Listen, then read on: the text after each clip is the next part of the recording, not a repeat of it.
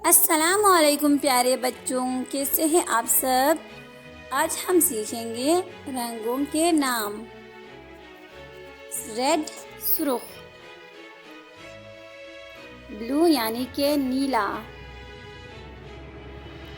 Green सब्ज, pink गुलाबी, purple जामुनी, ऑरेंज नारंगी, येलो पीला, ब्राउन भूरा और ब्लैक काला।